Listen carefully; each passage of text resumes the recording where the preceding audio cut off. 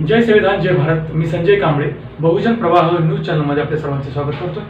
मित्रांनो, आपण भारतीय संविधान घर घर संविधान, भारतीय संविधानाची जनजागृती अभियान हे आपण सुरू केलेलं आहे आणि त्याच अनुषंगाने आज आपण ॲडव्होकेट अतुलजी सोनवणे यांच्याकडे आलेलो आहोत. तर आपण संविधानाविषयी सविस्तर एक दोन कलमाविषयी त्यांच्याकडून आपण माहिती जाणून घेणार आहोत. तर आपण भेटूया अतुलजी सोनवणे.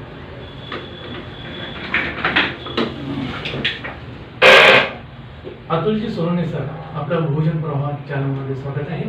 जय भीम. जय भीम. जय भारतीय संविधान 1949 साली पूर्ण झालेलं आहे. म्हणजे पूर्ण डॉक्टर बाबासाहेब आंबेडकरांनी संविधान तयार केलेलं आहे आणि 1949 साली संविधान तयार झालेलं आहे आणि भारतावरती आरूढ म्हणजे भारत देशावरती आरूढ झालं 1950 साली.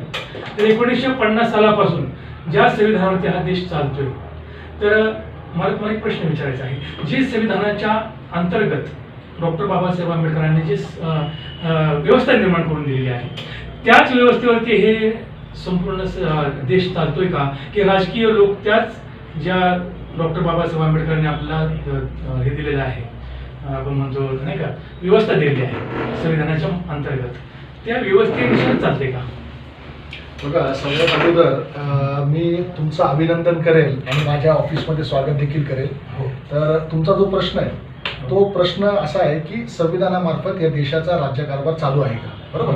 तर मला या ठिकाणी सांगायला आनंद वाटेल की माझ्या डाव्या हाताला जे माझे मित्र बसलेत हे आतिश कुराडे आहेत, हे मनसे ह्या पक्षाचे पदाधिकारी आहेत. माझ्या उजव्या हाताला माझे दुसरे मित्र बसलेत, हे नदीमबाई शेख आहेत आणि हे बहुजन समाज पक्षाचे युवक आघाडीचे उपाध्यक्ष आहेत आणि हे दोन्ही चळवळीतले कार्यकर्ते आहेत, स्वप्नील गायकवाड आणि हे बंधू. तर महत्त्वाचा मुद्दा म्हणजे की आज आम्ही विविध राजकीय पक्षामध्ये जरी असलो, परंतु आमची संविधानावरती निष्ठा आहे आणि म्हणून आम्ही कुठेतरी एका टेबलवरती चर्चा विनिमयासाठी बसलेलो आहोत, बरोबर. तर संविधानाचा जो मुख्य हेतू आहे तो हाच आहे की आमच्यामध्ये वैचारिक मतभेद असतील, परंतु आमच्यामध्ये व्यक्तिगत मतभेद नाहीये. आम्ही चांगले मित्र आहोत, बरोबर. आणि खेळीमेळीच्या वातावरणामध्ये इथली राजकीय चळवळ, इथल्या अनेक गोष्टी ह्या संविधानाच्या मार्फत आज आपण पाहतो की आज आपल्या भारत देशामध्ये अनेक भाषा बोलणारी लोक आहेत, अनेक संस्कृती इथं जोपासले जातात, अनेक धर्म इथं त्यांचं आचरण केलं जातं, त्यांचं पालन केलं जातं. परंतु आज आपण सगळेजण गुण्या गोविंदाने या ठिकाणी नांदतोय आणि याचं मुख्य कारण म्हणजे भारतीय संविधान, बरोबर. आता तुमचा जो प्रश्न आहे की खऱ्या अर्थानं या संविधानाची अंमलबजावणी देशामध्ये होतीये का, तर माझं असं म्हणणं आहे की खऱ्या अर्थानं अंमलबजावणी होत नाही.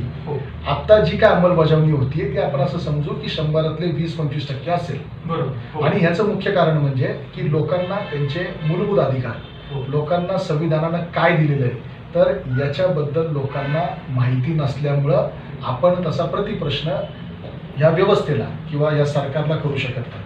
आता जसं की कलम 12 ते 35 मध्ये तुमचे मूलभूत अधिकार दिलेले आहेत, तर त्याच्यापैकी महत्वाचा जो अधिकार आहे तो आहे समानतेचा अधिकार. आर्टिकल 14 जो आहे, कलम 14 हा सांगतो समानतेचा अधिकार.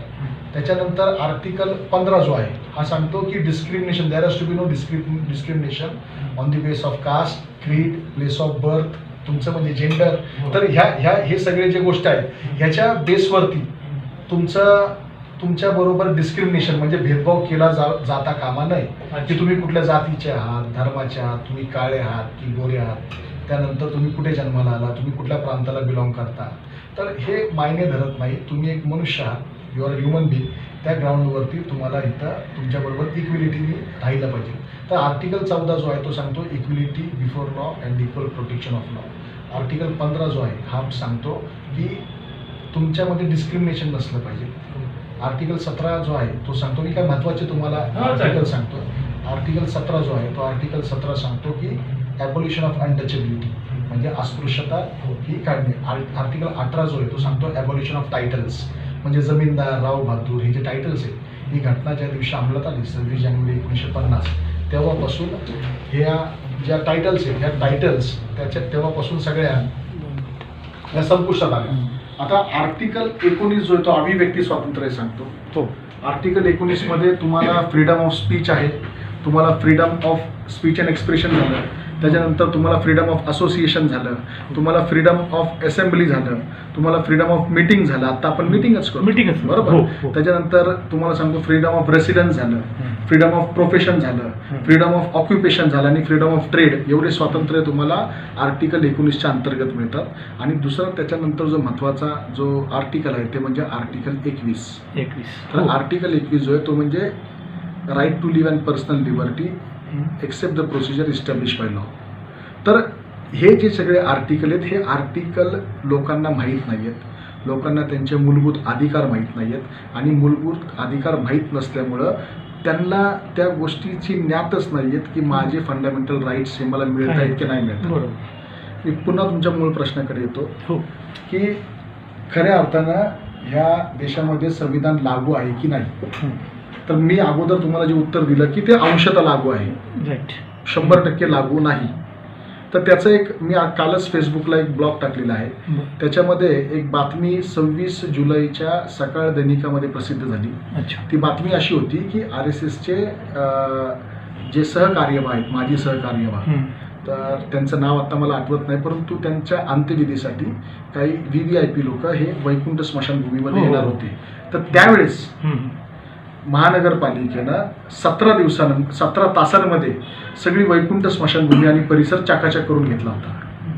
तर माझं म्हणणं असं आहे की जर 17 तासामध्ये आपली महानगरपालिका तशी कार्यक्षम आहे, म्हणजे 17 तासामध्ये तुम्ही तिथली विद्युत रोषणाई असेल, तिथले रस्ते असतील, तिथले स्ट्रीट्स असतील, सगळं तुम्ही तिथं व्यवस्थित करून घेतलं, मग आज 17 दिवसापेक्षा जास्त कालावधी उलटून देखील जर शहरातल्या रस्त्यांची चाळण झालेली आहे तर ती तुम्ही का व्यवस्थित करून घेत नाही. बरोबर. मग तुम्ही वाट पाहताय का की तिथं पण कोणतरी VVIP माणूस यावा, बरोबर. तर आता हा जो पर्टिक्युलर मुद्दा आहे, हा पर्टिक्युलर मुद्दा काय सांगतो, तर सर्वसामान्य माणसाबरोबर इक्विलिटी प्रस्थापित होत नाही. बरोबर. म्हणजे VVIP आला तर तर तुम्ही काम करणार आणि जर सर्वसामान्य जो करदाता आहे त्याच्यासाठी तुम्ही काम करणार नाही. म्हणजे असं म्हणावं लागेल की बाबा हे भांडवलदार, सवर्ण भांडवलदाराचं सरकार असेल किंवा सत्ता त्यांच्या हातात असेल तर त्यांनाच न्याय मिळेल किंवा त्यांना सुविधा पुरवली जाईल, नाही. असं झाल्यासारखं वाटतंय. ना बघा, मी पुन्हा तुम्हाला सांगेल की जोपर्यंत ह्या देशातला प्रत्येक नागरिक ह्याला त्याचे मूलभूत अधिकार हे समजत नाही किंवा त्याला त्याची जाण होत नाही, तोपर्यंत तुमच्या अधिकारांची पायमल्ली होत राहणार. बरोबर. तुमचा प्रश्न तुमचं उत्तर अगदी बरोबर आहे. परंतु आज देशामध्ये अशी चर्चा सुरू आहे की भारतीय संविधान 2024 नंतर काढणाऱ्या निवडणुका रद्द होणार आहेत, तर हे समजण्याच्या अगोदरच संविधान निघणार आहे, याच्यावरती काय पर्याय, तुम्ही कसे पाहता? बघा, मी चळवळीतला कार्यकर्ता आहे आणि चळवळीमध्ये वावरत असताना मी कार्यकर्त्यांना नेहमी एक सल्ला देत असतो. सल्ला असा आहे की जेव्हा आपण कुठल्या तरी, म्हणजे एक उदाहरण देऊ इच्छितो मी, आपलं मूळ गाव कुठेतरी आहे आणि त्या मूळ गावातनं आपण पोटा पाण्यासाठी पुणे शहरामध्ये आलो. बरोबर. मग पुणे शहरामध्ये आल्यानंतर आपल्या मूळ गावी जी आपली जमीन आहे त्या जमिनीमध्ये जर आपण गेलो नाही तर त्या जमिनीत काय होतं, तर त्याला अतिक्रमण. आणि तुम्ही कालांतराने जर त्या ठिकाणी गेलात तर तुमचं होत्याचं नव्हतं दिसतं. बरोबर. की तुमच्या जमिनीमध्ये दुसरं कोणीतरी घर बांधलेलं असतं, तुमच्या जमिनीमध्ये अतिक्रमण झालेलं असतं, कोणतरी दुसरा ती जमीन कसत असतो. ते कशामुळं? कारण का तुमची वहिवाटच त्या जागेवर राहिली नाही. आता पण मी ते जे उदाहरण आहे ते उदाहरण तुमच्या प्रश्नाच्या उत्तरासाठी मी लागू करतो की संविधान तुम्ही म्हणताय की आमच्या बापाने लिहिलं, बरोबर, पण संविधान चालवायला तुम्ही आहात का? नाही. ते संविधान तुम्हाला माहिती आहे का? नाही. तर हे संविधान चालवायला तुम्ही नाहीये, संविधान तुम्हाला माहित नाही, तुम्ही सभागृहामध्ये नाही, तुम्ही संसदेमध्ये नाही, बरोबर. बरोबर. तर नावाला फक्त संविधान ठेवलेलं आहे, बरोबर.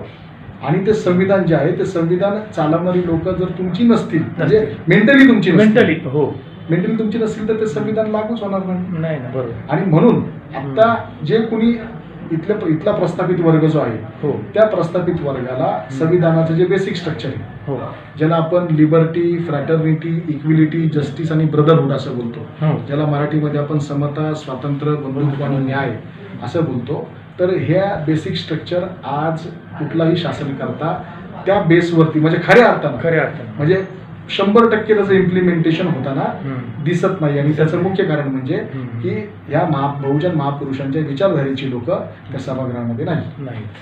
बरोबर.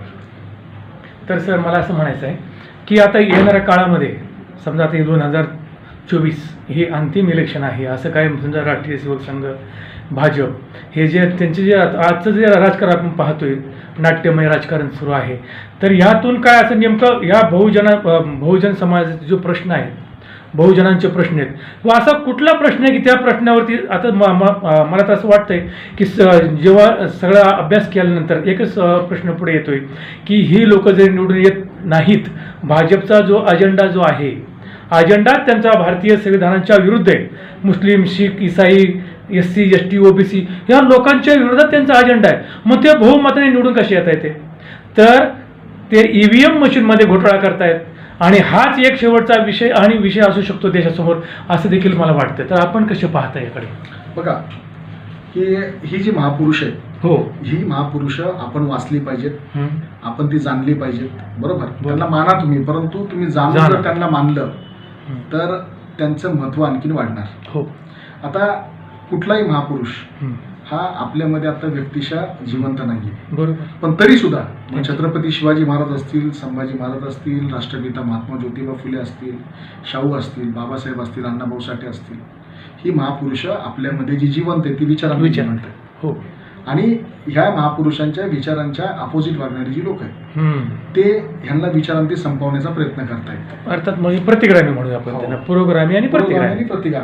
तर ह्या देशामध्ये जो स्वतःला शिव, फुले, शाहू, अण्णाभाऊ यांचा कार्यकर्ता समजतो, हो, त्यांनी यांची विचारधारा तेवत ठेवण्याचा प्रयत्न केला पाहिजे. हो, यांची विचारधारा शेवटच्या जनमानसापर्यंत पोहोचवण्याचा प्रयत्न केला पाहिजे, आणि हीच विचारधारा भारतीय संविधानामध्ये गठीत केलेली. बरोबर. तर जर तुम्हाला ही चळवळ जिवंत ठेवायची असेल तर भारतीय संविधान जिवंत ठेवणं गरजेचं आहे. आता तुमचा जो प्रश्न आहे EVM बद्दलचा, हो, बरोबर, तर आपल्या देशामध्ये आपण जे मतदान देतोय ते आपण आपल्या इझमला देतोय, आपल्या वादाला देतोय, किंवा आपण आपल्या विचारधारेला देतोय. तर EVM मध्ये मॅनिप्युलेशन होऊ शकतं. EVM मध्ये ते मशीन आहे, ते म्हणजे ज्याला आपण बोलू की टेक्नॉलॉजी येते, ती टेक्नॉलॉजी मॅनिप्युलेट केली जाऊ शकते, माणसानेच केली ती. हो, ती मॅनिप्युलेट केली जाऊ शकते. त्याच्यामध्ये आपण हस्तक्षेप करू शकतो. त्याच्यामध्ये मॅलिफाईड इंटेन्शन जर असेल तर ती टेक्नॉलॉजी तुम्ही ती खराब पण करू शकता, जेणेकरून आज मी जर माझ्या विचारधारेला मतदान टाकतोय तर ते मतदान मी माझ्याच विचारधारेला टाकतोय याची शाश्वती मला राहिली नाही. आणि म्हणून माझं असं वैयक्तिक मत आहे की भारतामध्ये जर लोकशाही जिवंत ठेवायची असेल तर EVM मशीन हटवून आपण बॅलेट पेपरवरती मतदान घेणं गरजेचं. म्हणून गुन्हा दाखल होतो. बरोबर. आधींना जाणार तुम्ही दुसऱ्या शिलाचा भंग केला तर 379, 380, 381 एक्स्टॉर्शन, 383, 84, 85, 86, 87 असे गुन्हे दाखल होतात. कामे सुमित्याचारा, जर तुम्ही पत्नी असताना पण कुणाबरोबर जर तुम्ही इलिगल मार्गानं व्यभिचार जर केला तर तुमच्यावरती 376 सारखा गुन्हा दाखल होऊ शकतो. पॉक्सो सारखा सप्लिमेंटरी ऍक्ट आहे. मुसावादा वेरमणी म्हणजे जर मी कुणाला फसवलं, खोटं बोललो किंवा काय केलं, माझ्यावरती 420, 419 असे गुन्हे दाखल होतात. आणि सुरामेरे म्हणजे जर मी मादक पदार्थ सेवन केलं, जे पदार्थ देशामध्ये बाळगणं ज्याला बेकायदेशीर आहे, गुन्हा आहे, तशी जर माझ्यावरती नार्को सारखा सप्लिमेंटरी ऍक्ट देखील दाखल होऊ शकतो. तर ही जी पंचशिला आहेत ही 2500 वर्षापूर्वी बुद्धांनी सांगितली, परंतु ती आज सुद्धा 2023 मध्ये देखील व्यावहारिक ती ट्रान्झॅक्शनल आहेत. बरोबर. लाईकवाईज हे जे प्रिन्सिपल आहे, जसं तुम्ही म्हणला की बाबासाहेबांनी घेतलं कुठून, तर माझं वैयक्तिक असं मत आहे की आपण जगभरातल्या अनेक कॉन्स्टिट्यूशन मधनं बरंच काही घेतलं, परंतु जो मूळ गाभा आहे समता, स्वातंत्र्य, बंधुत्व आणि न्याय हा बाबासाहेबांनी बुद्ध धर्मातनं घेतला. कारण बाबासाहेब सांगतात जे इतिहास विसरतात ते इतिहास घडवू शकत नाही. बाबासाहेबांना त्यांचा इतिहास माहित होता की आम्ही पूर्वी कोण होतो आणि आम्हाला काय अंगीकारायचे. तर ही जी मूलतत्व आहेत, घटनेचं जे बेसिक प्रिन्सिपल आहे, हे बेसिक प्रिन्सिपल बाबासाहेबांनी बुद्धिझम मधनं घेतलेले. आणि आपल्याकडं ही लोकशाही त्यावेळेस देखील प्रचलित होती. म्हणजे बुद्धत्व प्राप्तीच्या अगोदर सिद्धार्थ गौतमानं लोकशाहीच्या माध्यमातून ग्रहत्याग केलेला आहे, रोहिणी नदीच्या वादावरनं, पाण्यावर. दुसरी महत्वाची गोष्ट, सम्राट अशोकाच्या कालखंडामध्ये देखील सबंध भारतामध्ये लोकशाही लागू होती. म्हणजे महाराष्ट्र, कर्नाटक आणि तेलंगणा इथले जे राज्यकर्ते होते ते सातवन होते. म्हणजे सातवन म्हणजे कोणतं, त्याचा जो वर्ड आहे तो म्हणजे सक्क वाहन. सक्क वाहन म्हणजे शाक्यवाहन. शाक्यवाहन. शाक्य म्हणजे बुद्ध आणि बुद्धाच्या विचाराचे वाहक म्हणजे शाक्यवाहन. बरोबर. शाक्यवाहन त्याचंच अपभ्रंश होऊन सातवाहन झालं. अच्छा. आणि हे लेण्या वगैरे त्यांनी निर्मित केल्या. हम्म. त्यांनी लोकशाहीच्या माध्यमातून 700 वर्ष महाराष्ट्र, कर्नाटक आणि तेलंगणामध्ये राज्य केलं बरोबर. या सह्याद्री पर्वतावरती. तर हा सगळा जो इतिहास आहे हम्म. हा इतिहास बाबासाहेबांना माहित होता. हो. आणि बाबासाहेबांनाही माहित होतं की जर या देशाला एक संघ ठेवायचा असेल तर इथे समानता असली पाहिजे, बरोबर. इथं स्वातंत्र्य असलं पाहिजे, लिबरलायझेशन असलं पाहिजे, अभिव्यक्ती स्वातंत्र्य असलं पाहिजे, बरोबर. इथं बंधुभाव असला पाहिजे बरोबर. आणि समता, स्वातंत्र्य, बंधुत्व आणि न्याय देखील असला पाहिजे. बरोबर. तर आज खऱ्या अर्थानं ही जी चतुर्सूत्री आहे, हम्म. समता, स्वातंत्र्य, बंधुत्व आणि न्याय, हो. ही आपण लोकांना घरोघरी जाऊन सांगणं गरजेचं आहे. बरोबर. परंतु होतंय वेगळंच आहे. थोडं एक्सटेंड करतो. हम्म. होतंय वेगळंच की आज जर तुम्ही टीव्ही लावला तर तुम्हाला कुटुंबातले कलह हो. असे सगळे मालिका पाहायला मालिका मिळतात. पाहायला मिळतात. हो हो. आज तुम्ही जर मोबाईल उघडला तर मोबाईलमध्ये देखील इंटरनेटच्या माध्यमातून अशा काही अनेक गोष्टी आपल्या समोर येतात हो, जे अशी आपल्या अशी गोष्टी हा जे आहेत. अनावश्यक आहे. अनावश्यक. तर माझं असं म्हणणं आहे की जसं आपण दर महिन्याला रेशनिंग भरतो भरतोय. तसं घरातल्या कर्त्या पुरुषांना दर महिन्याला या महापुरुषांच्या विचारधारेची किमान 200 रुपयाची पुस्तकं विकत घेणं गरजेची आहे. गरजेचं आहे. आणि त्याचं तुम्ही डिबेट, बरोबर. त्याची चर्चा तुम्ही तुमच्या मुलांबरोबर करणं गरजेचं आहे. गरजेचं आहे. आणि हे ज्यावेळेस तुम्ही कराल बरोबर. त्याच वेळेस खऱ्या अर्थानं लोकशाही इथं रुजू होईल असं माझं मत आहे. बरोबर. ज्यावेळेस बौद्ध बांधव, ज्यावेळेस मातंग बांधव, ज्यावेळेस मराठा बांधव, संपूर्ण बहुजन समाज बहुजन समाज. हा जातीच्या भिंती तोडून तोडून, ज्यावेळेस हा. एकत्र येईल त्यावेळेस हा खऱ्या अर्थानं भारतीय संविधानाचा विजय असेल. बरोबर. गुड. छान. तर आज आपण ॲडव्होकेट अतुलजी सोनवणे, पुण्याचे प्रसिद्ध वकील, यांच्याशी आपण बातचीत केलेली आहे, मुलाखत घेतलेली आहे. भारतीय संविधान, घर घर संविधान या विषयावर खूप छान आपण मतं मांडलेली आहेत. तर धन्यवाद सर. जय भीम. पाहत राहा बहुजन प्रवाह न्यूज चॅनल. लाईक करा, सबस्क्राईब करा, शेअर करा. धन्यवाद.